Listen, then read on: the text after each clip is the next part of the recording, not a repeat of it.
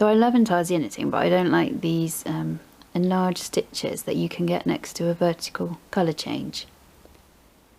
So you get them because every time you work a stitch, as you put the needle in, you pull in a bit of extra yarn into the stitch.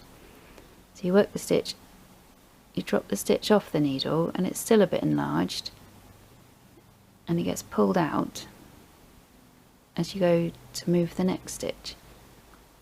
So you work the stitch is bigger, and then it all gets pulled out of that stitch and then into the next one.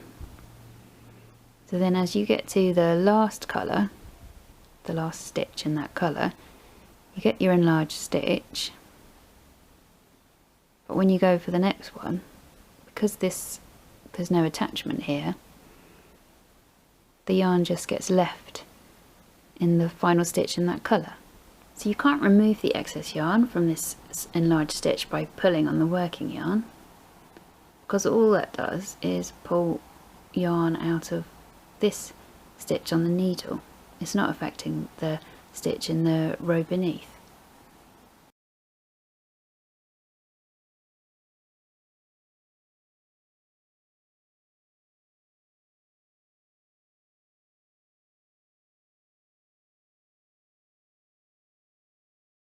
So the first stitch that I make, the first new stitch that I make in the purple, will become the final stitch that I purl in the purple on the way back.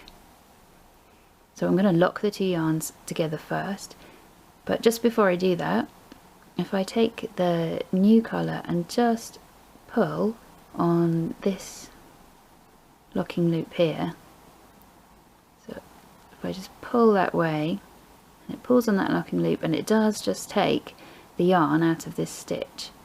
Unfortunately it doesn't stay out because there's nothing, well, there's not enough to hold it out, so it only works if you make the first stitches after a colour change smaller.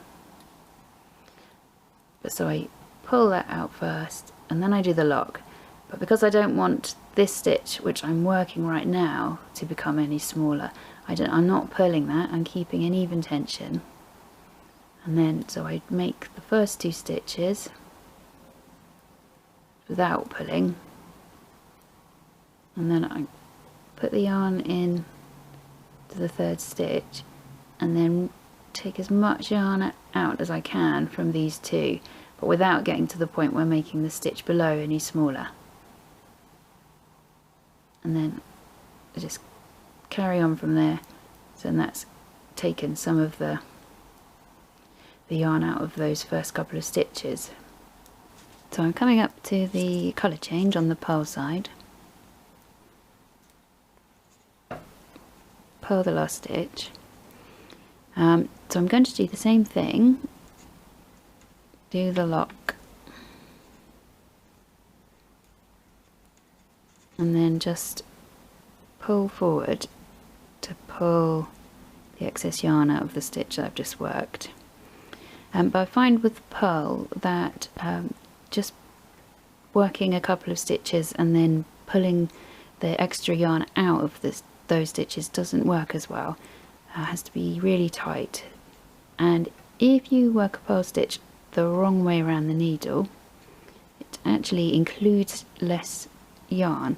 So if I go around the normal way, then there's all that much yarn, whereas if I go around the wrong way, then there's less yarn used in the stitch. So, but I not only need to go around the wrong way, but I also need to do it tight.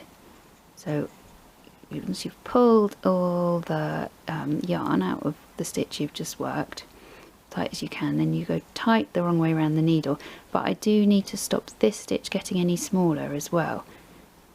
So I'm sort of protecting that with this finger. So make that stitch the wrong way around the needle, and then the next stitch tight as well.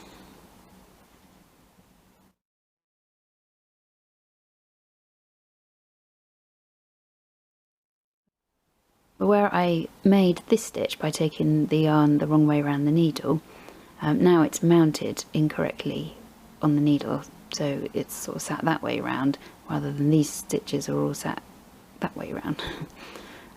So if I just work that as normal, then it would end up with a twisted stitch. So when I work back along these stitches on the other side, then when I get to this stitch, I have to work in the back of the stitch.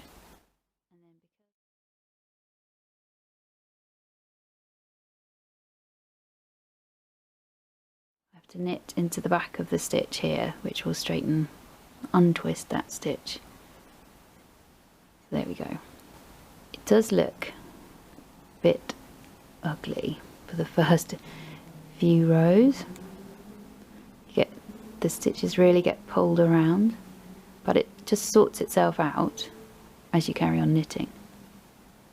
I'll show you. So here I've done a few rows where I'm tightening up the stitches after the colour change, and this is before and this is after. It's much nicer.